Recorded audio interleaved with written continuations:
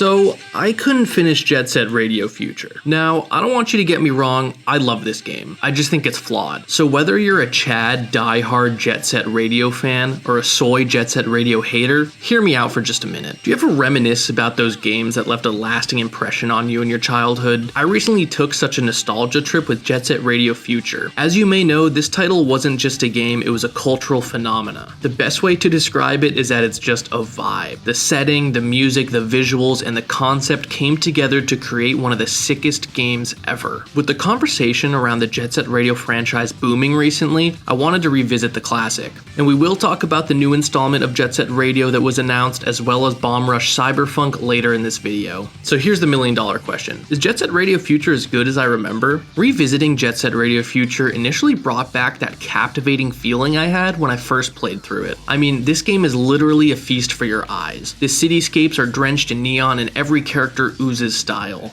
It's like driving into a futuristic urban fantasy where graffiti is your voice. For real, this game was able to pull off such a cool, unique vibe. Now let's talk gameplay. In short, it's still pure fun. Zipping around on skates, tagging walls, dodging the fuzz, it's all so fluid and thrilling. The story too is a wild roller coaster that just keeps you hooked all the way through. The game doesn't just want you to play, it wants you to groove with it, and groove with it I did. At least for the first part of the game. Let me paint a picture for you. You've been cruising through the game, feeling invincible on your skates, and then boom, you hit a wall, and it's vertical. I hit a level that changed everything. It was like going from a high-speed chase to a treacherous mountain climb. Suddenly, I'm not just skating, I'm trying to navigate a vertical maze with a bottomless pit yawning below. Every misstep, every slip, and I'm plummeting to my in-game demise. It started to feel like a different game. It was no longer the cool, free-flowing skating adventure, but a precarious platforming adventure. And here's my gripe. I love platformers, but Jet Set Radio Future's controls weren't cut out for this. Precision platforming with a character who's meant to glide and grind? I mean, it just doesn't mesh. The skyscraper level was where my smooth ride in Jet Set Radio Future hit a serious bump and I had to put the game down. After navigating the dizzy heights of the skyscraper level, it became clear that this wasn't the only bump on the road. Some core gameplay issues really started to show. I should say first, now this is a 20-year-old game, so we do have to give it some grace, so keep that in mind with my criticisms of it. In Jet Set Radio Future, grinding isn't just a move, it's an art, or at least it's supposed to be. But here's the catch.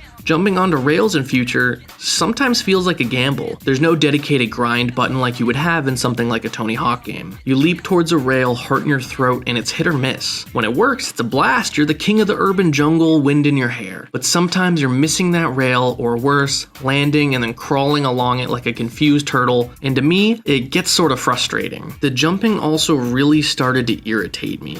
It's like the game decides on a whim where you're going to land, aiming for a slight left. Nope, you're now headed into the next zip code. Want to go straight? Good luck with that. The joystick sensitivity is so off it feels like you're trying to steer a rocket with a rubber band. It's unpredictable, not in the fun surprise party kind of way. Another way to describe the controls is that they're a little bit floaty, and I've seen some people point this out online as well. However, the combat sequences are the cherry on top. I mean, this game wasn't meant to have fighting in it, you can just feel it. While the fighting sequences aren't difficult, they bring the flow of a game to a grinding, annoying halt that I just didn't like. But let's circle back to the big question. Is Jet Set Radio Future as good as I remember? Well, it's sorta from me. The game is a visual masterpiece, no doubt, and those early moments of gameplay are pure, unadulterated fun. And like I said before, you just can't beat the vibe this game creates. But then the skyscraper level hits, and the game morphs into a frustrating platformer with a side of randomness and controls that just doesn't sit well with me. Especially after just finishing the also mildly annoying sewer level. Jet Set Radio Future is a roller coaster. Parts of it are exhilarating, parts of it are hair-pullingly frustrating. It's like an old song that still gets your foot tapping, but some of the notes are just a bit off. In the end, it's a game I love to remember, but find it a bit hard to replay. I'm someone who really enjoys casual gameplay, and truthfully, I'm prone to get frustrated when games are unexpectedly hard out of nowhere. This is why I ended up putting the game down at the skyscraper level. I could only fall so many times and look around where I need to go for so long before I decide to just move on to something that can keep the gameplay and fun flowing better.